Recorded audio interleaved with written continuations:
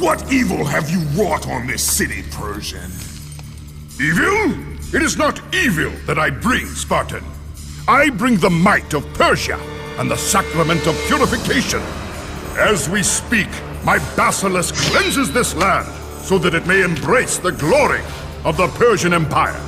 Olympus has sent a message, and I am here to deliver it. Then you are just a messenger. So take this message back to your little gods. It will take more than a pathetic Spartan to stop the power of the Empire.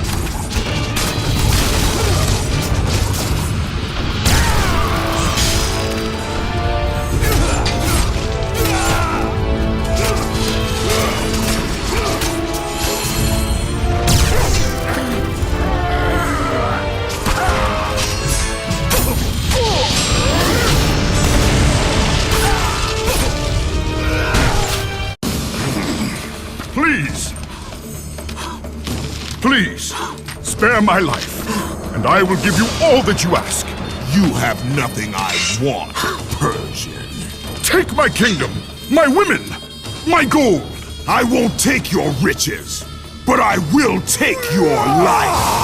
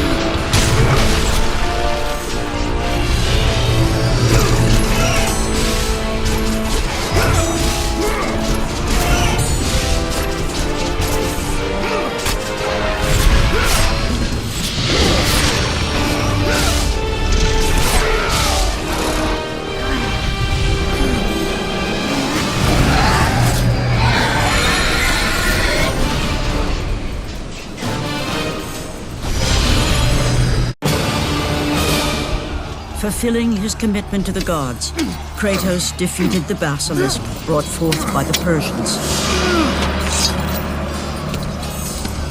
But this small victory would not satisfy the man who had come to be known as the Ghost of Sparta. Is this all you would have me do? Is there nothing else?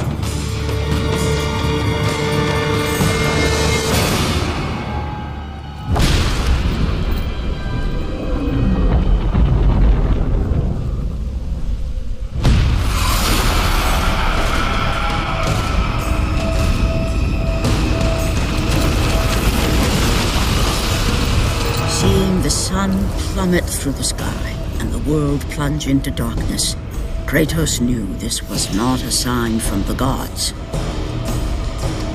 What treachery is this?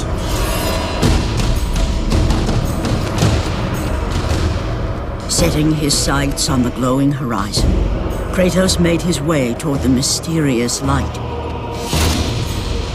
But there was more afoot than Kratos could possibly know.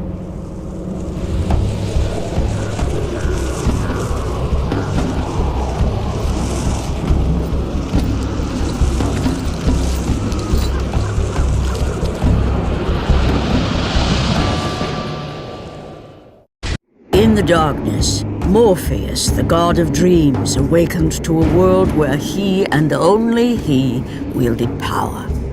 The land was slowly overrun by a black fog that engulfed everything it touched.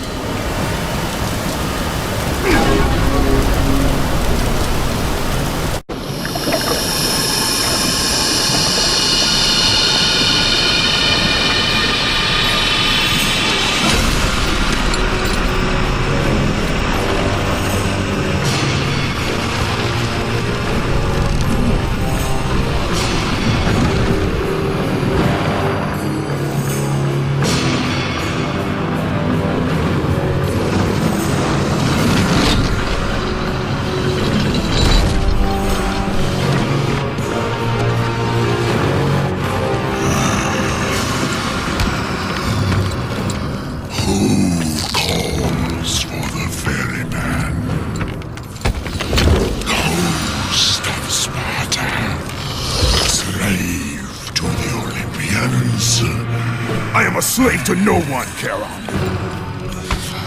We share a common fate, Kratos. The gods will release neither of us from our torture. Be gone! It is not yet your time, mortal.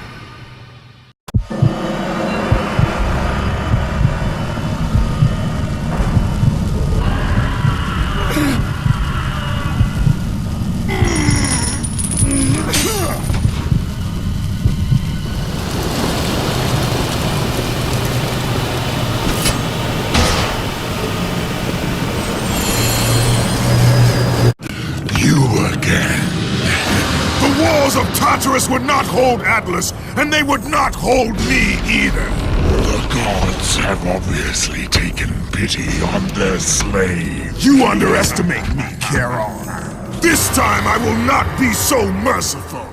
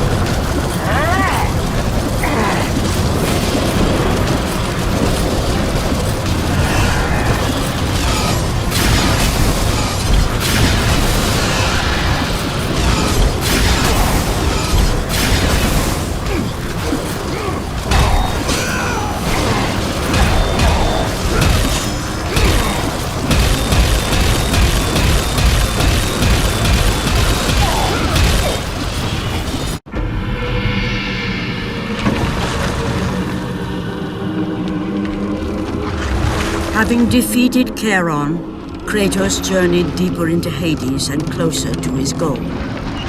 For in the distance, the bright light of Helios illuminated all of the Underworld.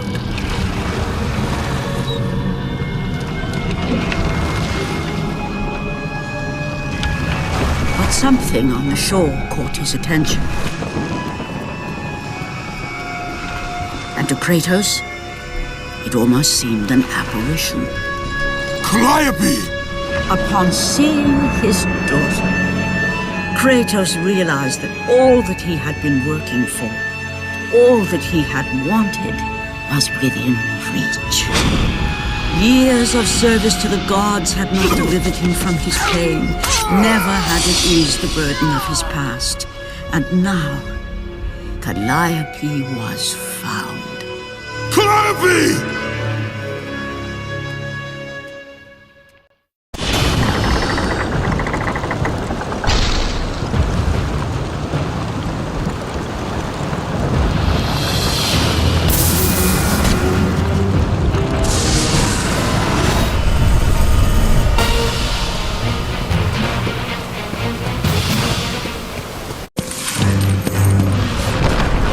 Spartan, witness the end.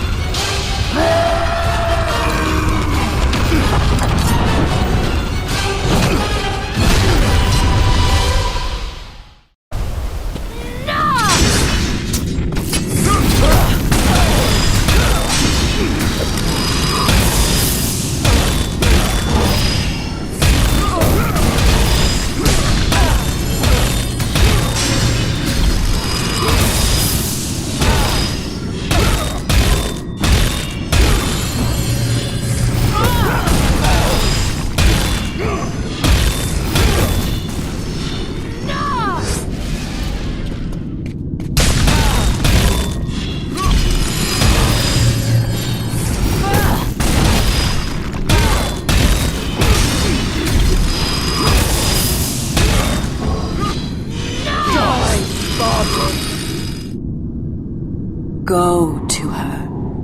Be with her.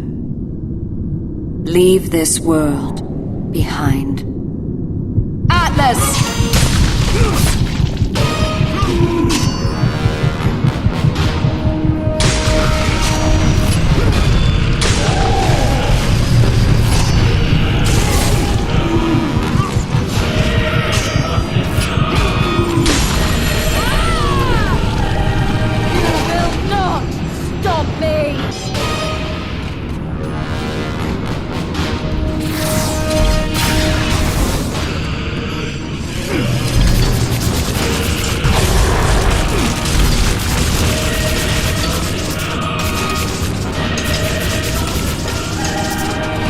Pitiful mortal.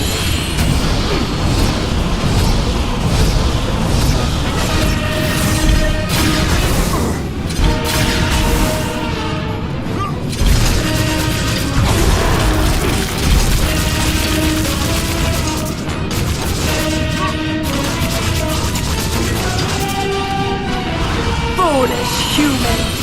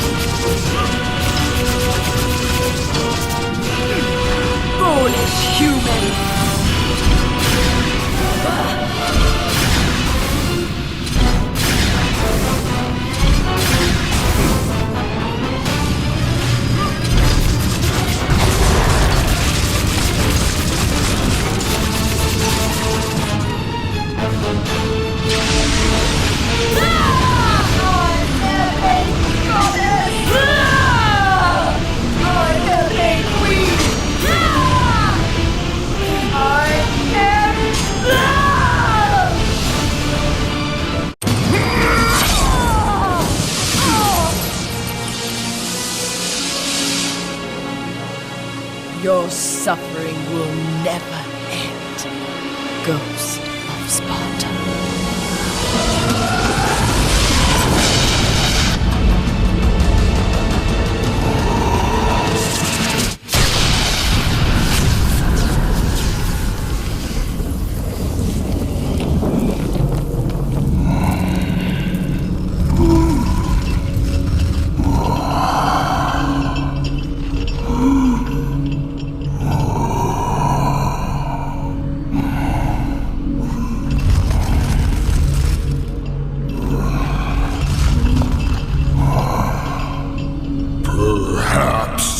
believe the Olympians will help you.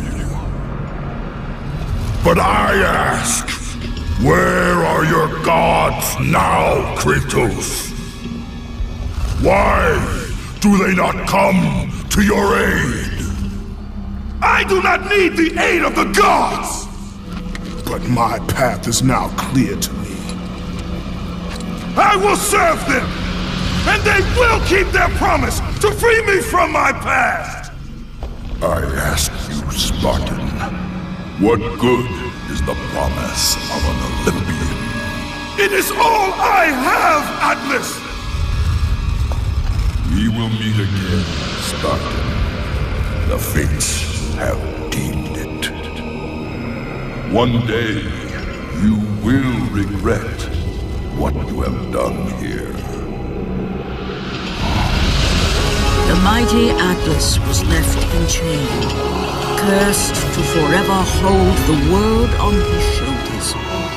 Greater penance than even Zeus himself had placed on the Titans. The fate of Atlas had been sealed, and the goddess Persephone was no more.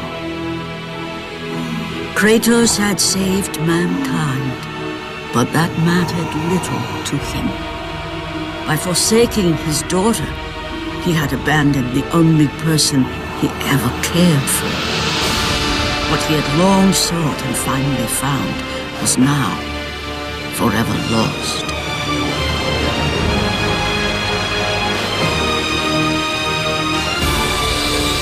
As the sun chariot rose higher in the sky, and the might of Helios shone once again on the world, Morpheus retreated to the shadows. Kratos gained little satisfaction from his victory. With years of servitude in front of him, he would need to confront his past and fight to reclaim the humanity he lost on the day his dark legend was born.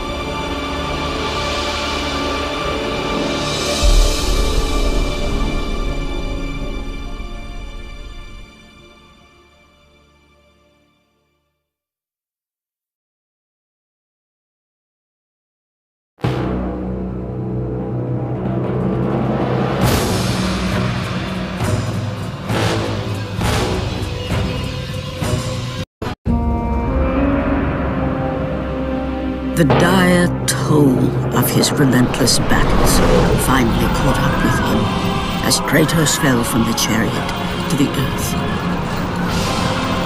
Was this sacrifice too much for one to bear, even for the man who was known as the Ghost of Sparta?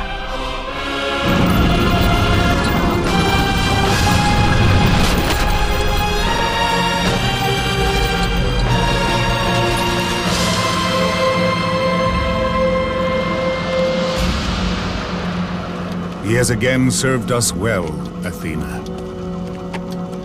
He is a remarkable mortal. He is weak. Shall we help him? He'll live. They must.